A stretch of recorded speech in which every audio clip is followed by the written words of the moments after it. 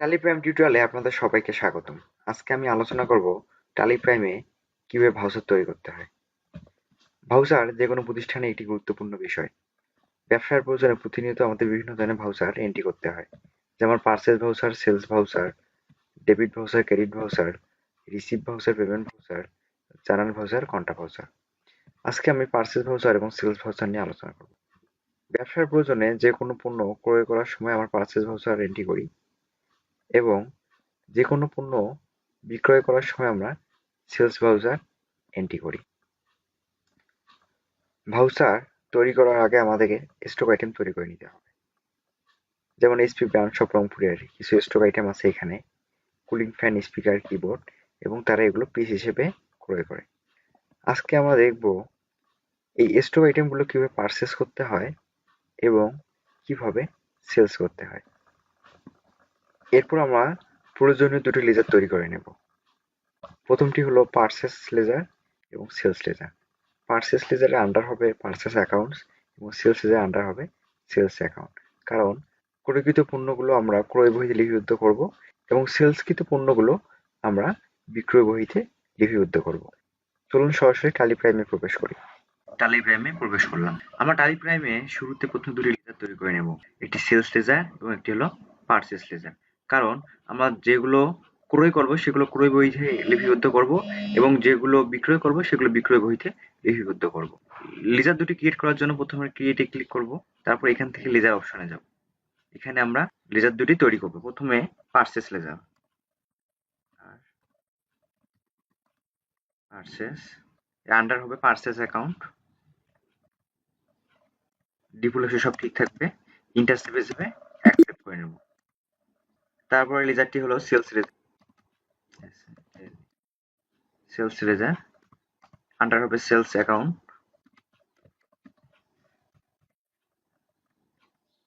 Default সব ঠিক থাকবে, ইন্টারসেপ হিসেবে অ্যাকসেপ্ট করে নেব। আমাদের দুটি লেজার তৈরি করা হয়ে গেল। এখন দেখবো লেজার দুটি কোথায় আছে। লেজার দুটি দেখার জন্য আমরা ডিসপ্লে মোর রিপোর্টে ক্লিক করব। এখান থেকে আমরা অ্যাকাউন্টস বুকে ক্লিক করব, লেজারে ক্লিক করব। তারপর দেখতে পাচ্ছি আমার দুটি লেজার তৈরি করা হয়ে গেছে, পারচেস এন্ড সেলস লেজার। এখন আমরা স্টক আইটেমগুলো তৈরি করে নেব। এখান থেকে ক্রিয়েটে যাব, তারপর আমরা স্টক আইটেমে ক্লিক করব। স্টক আইটেমগুলো আমরা এখানে লিখব। প্রথম স্টক আইটেমের নাম হলো স্পিকার, স্পিকার আন্ডার প্রাইমারি থাকবে, ইউনিট থাকবে পিস। ইউনিটটা তৈরি করার জন্য আমরা এখানে অল্টার সি বাটনে ক্লিক করলে সরাসরি ইউনিট ক্রিয়েশন করতে পারবো। সংক্ষিপ্ত নাম দেবো পিসিএস এবং পিসি এর ফুল নেমটা এখানে দেবো পিআইইসিই, তারপর ইন্টারসেপ অ্যাকসেপ্ট করে নেব। তারপর ডিফল্ট সব ঠিক রাখবো, ইন্টারসেপ হিসেবে অ্যাকসেপ্ট করে নেব। তারপর দেবো keyboard, KEYBOARD, keyboard under primary থাকবে, ইউনিট পিস নেব, ডিফল্ট সব ঠিক থাকবে, তারপর অ্যাকসেপ্ট। তারপর দেবো cooling fan, cooling fan under primary রাখবো, ইউনিট পিস নেব, ডিফল্ট সব ঠিক রাখবো, তারপর অ্যাকসেপ্ট করে নেব। এই তিনটি আইটেম তৈরি করে আমরা এই তিনটি আইটেম ক্রয় করব এবং কিভাবে এই ক্রয়কৃত আইটেম সেলস করব সেটি দেখব। ব্যাকে যাব,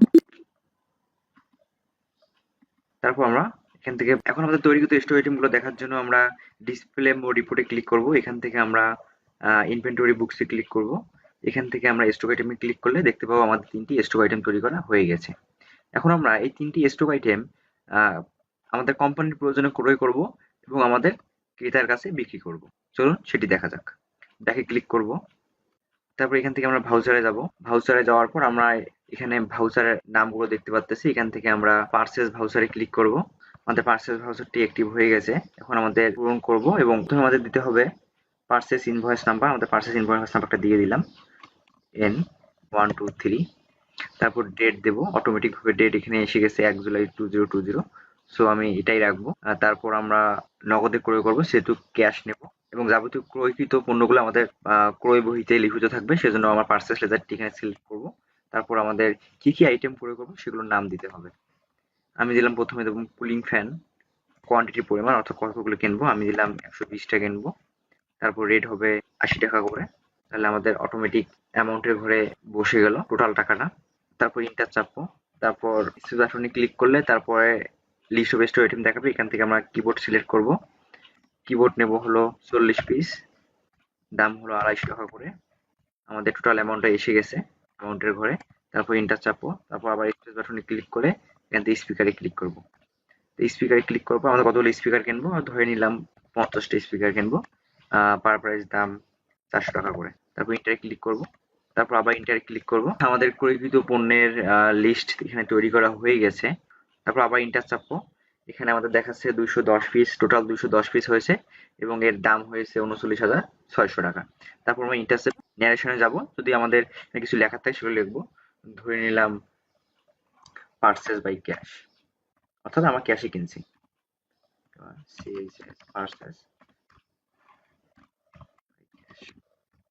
তারপর ইন্টার চাপে অ্যাকসেপ্ট করে নেব। আমাদের আইটেম গুলো ক্রয় করা হয়ে গেল। দেখবো এগুলো আমাদের সামারিটা কোথায় দেখায়। ব্যাক বাটনে ক্লিক করব। এখান থেকে আমরা স্টক সামারিতে যাব। এখানে গেলে আমরা দেখতে পাবো যে আমাদের ক্রয়কৃত পণ্য কি কি পণ্য ক্রয় করেছি সেগুলোর লিস্ট এখানে দেখাচ্ছে। এখানে কুলিং ফ্যান দেখাচ্ছে, কোয়ান্টিটি পরিমাণ দেখাচ্ছে 120 পিস আমি কিনছি 80 টাকা করে, 9,600 টাকা টোটাল দাম। তারপর কিবোর্ড কিনছি 40 পিস 250 টাকা করে।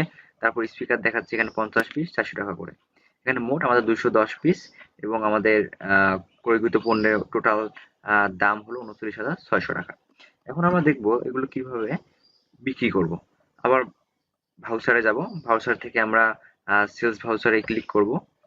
এখান থেকে আমরা আবার নগদে এগুলো বিক্রি করব। সো আমরা ক্যাশটাকে সিলেক্ট করব, ইন্টার চাপলে সিলেক্ট হয়ে যাবে। তারপর সেলস রেজার দেবো। এখানে আমাদের যাবতীয় যতগুলো সেলস করবো সেগুলো আমার সেলস বহিতে লিপিবদ্ধ হবে। এখানে ইন্টার চাপে সিলেক্ট করে নেব। তারপর আমাদের কি কি আইটেম বিক্রি করব কাস্টমারের কাছে সেই লিস্টটা এখানে আসবে, সেজন্য স্পেস বাটনে ক্লিক করব। এখান থেকে ধরে নিলাম কুলিং ফ্যান আমি বিক্রি করব 10 পিস। রেট দিয়ে দিলাম 150 টাকা, 1500 টাকা দাম আসলো। তারপর আবার স্পেস বাটনে ক্লিক করবো। এখান থেকে দিলাম কিবোর্ড। কিবোর্ড আমার কত পিস বিক্রি করব ধরলাম 20 পিস বিক্রি করব। 250 টাকা করে ক্রয়কৃত পণ্যের দাম ছিল 250, আমার সেলস করব 300 টাকা করে। আমাদের টোটাল দামটা এসে গেল। এখন আমরা ইন্টার চেপে অ্যাকসেপ্ট করে নেব। ন্যারেশনের জায়গায় দেব sales by cash, sales by cash চেপে অ্যাকসেপ্ট করে নেব। এখন দেখা যাবে আমাদের স্টক সামারিতে গেলে দেখা যাবে যে আমাদের ক্রয়কৃত পণ্যগুলো কমে গেছে।